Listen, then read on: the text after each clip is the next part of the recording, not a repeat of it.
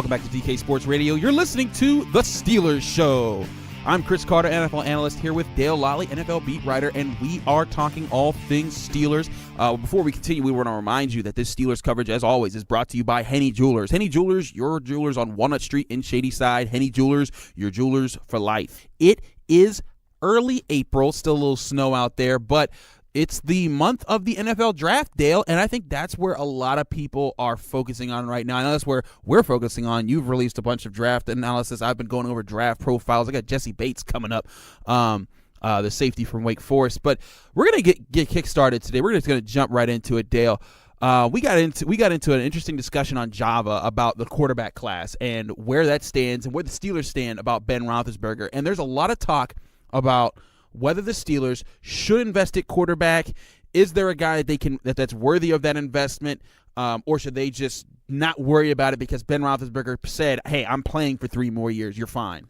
Yeah, I think, Chris, when your quarterback's 36 years old, you should always be looking to the future, especially at that position because it's so important. And so, I think when you look at what Roethlisberger said, you always have to remember as well that last year at this time, he was considering or contemplating retirement. Sure, you didn't have to go back last year. He was contemplating. He was saying these retirement talks, in the middle of this season publicly. So, yeah. You have to be cognizant of that fact. You have to at least look down the road, and if the opportunity comes where you have a chance to draft a quarterback that you think is a capable replacement for Ben Roethlisberger, you have to take it. Right. You have to. I mean, that's just the competent way to run your football team. Now, that being said, there's a lot of big-name quarterbacks in this draft, guys that had success in college or were just being highlighted a lot. And a lot of teams are putting themselves in position to draft those quarterbacks, naming guys like Sam Darnold out of USC, Josh Rosen out of UCLA, Josh Allen out of Wyoming, Baker Mayfield out of Oklahoma State. Those are Oklahoma. But those are your top 4 guys that seem to be across the board. What everyone's saying that those are going to be the first 4 to go. I think Lamar Jackson, I would take him before Baker Mayfield. But considering that those are your first 4 guys off the board, I'll throw out the Steelers. Who is your top guy? Like, if you were looking at you've seen some of these guys, and you and I have talked about this even before the offseason. Who's the guy that you would get if you're like, hey, I need to start a team and this is my guy this year? Well, I'm different than some other people. I like Josh Allen a lot. I love the athleticism that he has. And a cannon. I like Baker Mayfield. I think he's a leader, and I know he's shorter, but so is Drew Brees. And I like Russell Jackson. Wilson. I'm not a huge fan of the 2 West Coast guys, Darnold and I'm with you on that. Yeah, it just I don't know. I just have a Darnold shined through in that Penn State Rose Bowl 2 years ago, and everyone saw it and said, "Ooh, he's going to be a future number 1 pick." And I thought the same thing watching that game. And then watching him this year, he wasn't the same. He wasn't as dynamic. Now I realize he lost Juju Smith-Schuster. Right. He lost some things, but you look at what Josh Allen did in Wyoming, and he lost basically his entire every. He lost all of his receivers, his tight ends, his running backs. Basically, he was starting over with everybody new, and people said, well, he didn't have as good a year. Well, yeah, that's going to happen because you're at Wyoming. But you're at USC. You should have competent replacements for your first. And he did have picks. Ronald Jones in the backfield who had a decent year. Right. So, I want the athleticism. I like Jackson a lot. I don't care how fast he runs. I've seen him play. And I know enough about him to know that he was the fastest guy in the field in college, and was dynamic. And people want to hit those guys for their completion percentage, which never went above 60%. Right. But I watch those guys play, and I don't see a lot of bubble screens. No. I don't see a lot of screens in general. I see throws down the field. And to me, I see drops. Yeah, and that's the thing. That's the thing. Yeah. When I watch these guys, how many easy throws are they making, and how many of these throws? What style of offense are they playing in? Because if you give me 10 bubble screens every game, my completion percentage should be 65 to 70%. Right. And I think that's the big thing is that when you look at these guys, and I mean, I can tell you I've watched the tape on Josh Allen and Lamar Jackson. Several big throws that they've made, good throws into tight windows. have just been dropped because receivers don't have when it's a real thing. When you say the phrase hearing footsteps, that's a real thing. When you sense someone's around you or you think someone might be near you, you tense up. You approach the ball differently. And when you're not, and it's safe. It's easy for people to say that in the pros and be like, oh, he's not a good receiver. But that's a real thing, especially in college, that a lot of players have to get their psyche through, and that's not something that everyone has. So for both a guy at Wyoming and a guy at Louisville, and a down year for Louisville, I think those are real problems that existed for them, and reasons why their completion percentage is down. I'm with you. My top two guys are Josh Allen and Lamar Jackson. I know people are high on Baker Mayfield because of how much of a winner he was at Oklahoma. I know people are high on Josh Rosen because he looked like he could process defenses, and people are high on Sam Darnold because he had a few big games. But I feel like these two guys, because of their athleticism, because of their arm strength, and their willingness to test defenses deep, and they don't seem like they lose heart when they do so, that's the mentality I want out of a quarterback and the build that I can take. Well, and the key too, Chris, is that the Steelers aren't going to be asking these guys to come in and play right away. Right. You're not, you can, okay, people may say, well, they don't read defenses well. Okay. I guarantee you none of those other guys are going to either. Do you remember rookie Ben Roethlisberger? I do, yeah. and how they simplified the offense for him and made things easy for him, and basically gave him half the field and those kind of things. So you're going to give this guy at least a year, maybe 2, possibly even 3 years to learn the offense. If you look back at the tape of Aaron Rodgers coming out of the draft, Aaron Rodgers coming out of the draft was not the Aaron Rodgers that we see on the field now. He was a different player. But those couple of years that he spent behind Brett Favre allowed him to progress to be the quarterback that he turned into. Yeah, I completely agree. That being said, quick take before we go. Is a quarterback that you think that is worthy of a first-round pick, is a quarterback going to drop to the Steelers in the first round? I don't think Jackson's going to fall to them. I think it's going to come down to, how much do they like the kid from Oklahoma State. And, if they like him and they feel like he's a franchise quarterback of the future, you take him because you don't know when you're going to get that opportunity again. Typically, to get a guy of that stature, you need to be in the top 10. Right. And the Steelers just haven't been there much. They haven't been there at all. Even when they got Roethlisberger, they were 11. They got Roethlisberger at 11. They've been Plexico Burress was their last top 10 pick. Wow, that's crazy. When you think about it, they don't get into that situation very often. And so if you have the chance to take him, go ahead and do it because that position needs to be filled. You have to be competent at the quarterback position or you can't win. Gosh darn it, Mike Tomlin, you should have some losing seasons. But yeah, we'll be right back to talk some more Steelers football right after this.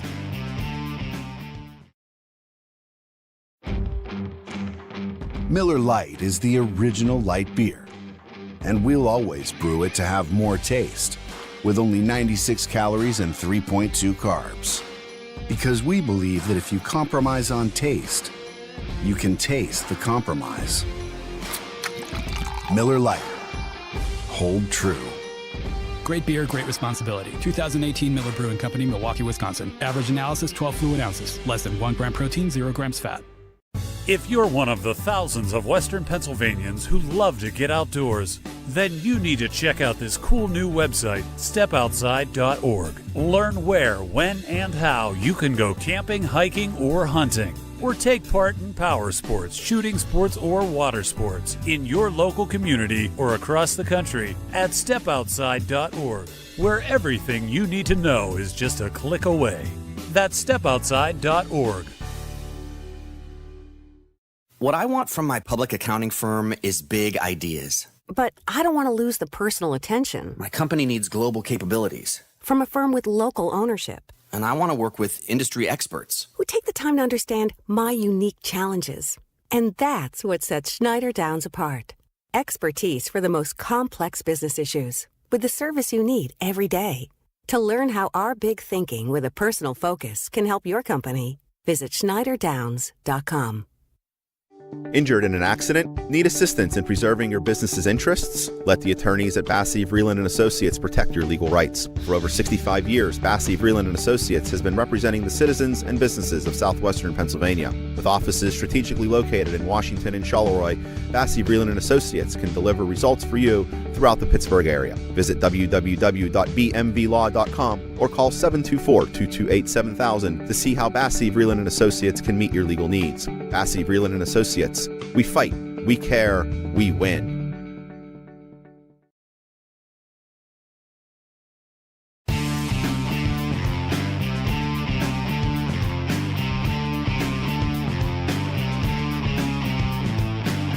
Welcome back to DK Sports Radio. This is the Steelers Show. Here, Chris Carter and Dale Lolley talking all things Steelers and NFL. But we're going to stick with the Steelers today.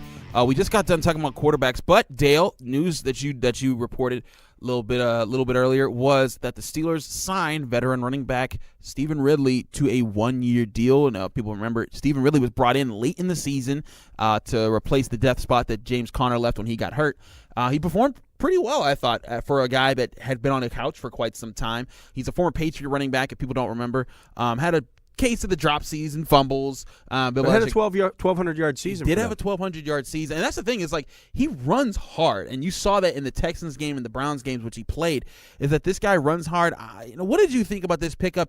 Is it the depth piece that makes them say, you know what, we don't got to draft a running back in the 5th round or something like that, or the 3rd round to say that we need a number 2 guy behind Bell in case he gets hurt? Well, I think it lessens the need. I don't know necessarily that they're going to ignore the position in the draft, Chris, because I think if the opportunity comes there to take a guy at a position where they have or are perceived to have been stacked at, like wide receiver last year. I mean, nobody thought Juju was coming. Nobody saw that pick coming last year when they made it, but I think they had a high grade on him. They had a basically in their top 40 guys, and you're sitting there at the end of round 2, and he's still available, and so you take him, and you make a position of strength even stronger. Yeah. The situation with Le'Veon Bell, though, is an interesting one in that, they're going to pay him $14.5 million this year, or presumably sign him to a long-term contract, one of those two things. And so if you're paying him that kind of money, you're doing so with the thought that he's going to go out and get 400 touches again this year. Yeah. You're not going to pay him $14.5 million and then have him split time with a first-round rookie running back. So, I think they were comfortable with what they have at the running back position. You bring back Stevan Ridley and allow him to compete with James Conner. I think Fitzgerald Toussaint wasn't going to do that. Nah. And not, even if you draft a rookie running back, let's say in the 5th round, maybe he competes with James Conner a little bit. But I think you need to push Conner. You need to keep him on the football field. And I think that's the biggest thing about James Conner at this point, is that he hasn't been able to stay on the football field consistently. Which has been his problem. I mean, since his college days. I mean, as much as everyone loves Conner, I mean, I respect the guy. I mean, he's put a lot of work in. He seems like a really good player and a good person. But at the same time, I mean, you can't make the club from the tub. Yeah, and that's a situation that you want to see him. You want to see more from him, and to see more from him, you have to push him. So I think bringing Ridley back gives you that opportunity to do that, and it lessens the need to go out and draft a guy early. Quite frankly, if they're going to draft a guy to replace Le'Veon Bell, that's going to happen next year. When Le'Veon Bell might be gone. Right. You're not going to go into this and say, okay, we're going to go sign Le'Veon Bell's replacement and then sit him on the bench all year. It just doesn't make any sense. It doesn't make sense, especially when you're in a position where I play the law of averages says there's going to be a really good player at that point in the draft that at a position that you can use. If all and this is one thing that I've been going over in with the numbers and the team needs and et cetera, et cetera. If Lamar Jackson doesn't fall to you, that's because people took 5 quarterbacks in the earlier part of the draft. Right, that pushes other positions down. Exactly, and it pushes a position like inside linebacker where there's 4 guys I grade: Roquan Smith, Tremaine Evans, Leighton Vander Esch, and Rashaan Evans as first-round guys. If all 4 of those guys off the board, that's 9 picks off right there. And that's not counting people like Quentin Nelson, like Calvin Ridley, like Bradley Chubb. People are looking at it and saying, yeah, those are definite first-round grade guys. And you get to a point where you're like, eventually, a Justin Reed, a guy out of Stanford, who I think is the 3rd best safety in the draft behind Minka Fitzpatrick and Derwin James. He ran a 4.4 flat, is a pure center field safety, as well as a guy that can play in the slot. 205 pounds. And he's the perfect build. If that falls in the first round, I'm taking that. And I mean, that's what I'm saying. I think if the reverse happens, if he's gone, then I think a linebacker's there. Or if they're both gone, I think there's going to be a quarterback there or something along those lines. I think that the thing is, running back, you don't have to reach right now to do that, because there's going to be a talented player at one of those skill positions you can see the Steelers adding to, or even, like you brought up in your article, maybe an offensive lineman or a defensive lineman that's really, really good, but because of all the skill players falling off the board, they just got overlooked, and they just say, hey, you know what, we'll take that, Buffalo. Yeah, win the battle in the trenches, and especially offensive line, when you look at the age of those guys that they have up front, the contract status of Ramon Foster, I could see them taking a guy and allowing him to kind of sit and watch this year, knowing that at times you're going to need him to fill in and step in and play. And you saw that. I mean, Chris Hubbard had to step in at tackle. B.J. Finney saw a lot of replacement time for Foster, and B.J. Finney's the other guy. He's up for a contract, and it's a similar thing. B.J. Finney, he's looked really, really good as a backup guy in the center. But I think you'd rather have him as your backup guy because he's your swing center and guard. But here's the thing: is if you have a guy like that that's testing free agency. I mean, we just saw Chris Hubbard, a guy who was, up until this year, a mediocre tackle. He was a guy people were cutting in camp 2 years ago. Yeah, and now all of a sudden he's getting $36 million. It's ridiculous. And you look, and it's not ridiculous, I'm saying, but it's to the kind of jump that he got. Imagine what B.J. Finney would get on an open market if someone was like, hey, I need a guard, and he looked decent for the Steelers. I saw him maul some guys. I'm going to pick him up. And the Steelers can't afford to challenge anybody over a backup guard when it comes to their salary cap space when they're trying to sign Le'Veon Bell, and they'll have to make a decision on Ryan Shazier and Bud Dupree and Martavis Bryant and all these guys that are contributors right now to the starting lineup. I'm talking baseball. All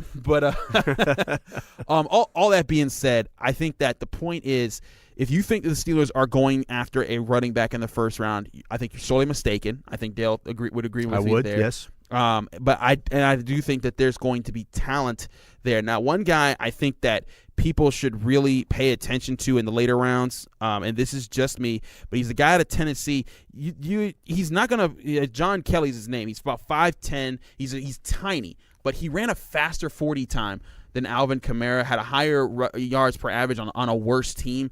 I think that he's a guy that if he's sitting there in the 5th round, he's a guy that you could test, and he could be your scat back that you should have trained in case the day comes that Le'Veon Bell gets hurt, and you put him in there, and he has some explosiveness to fit through a hole. But again, I'm not taking that guy until I've addressed my top 3 needs in the first 3 rounds. Yeah, unless you're taking a quarterback. Right, and that's the wild card for everything that the Steelers do this offseason. If the quarterback that they like is there, then you take that over the quote-unquote needs, which they've already filled in free agency. Gotcha. Well, there you have it. That's Dale and I talking Steelers talk. Thanks for listening to the Steelers Show here on DK Sports Radio. Be sure to stay tuned with us, as well as stay tuned to DKPittsburghSports.com for all our great content. We got a lot of stuff coming up. Dale and I are working on all things draft until April 26th, when those first-round picks start flying off the board. But from Dale Lolley and Chris Carter, you've been listening to the Steelers Show.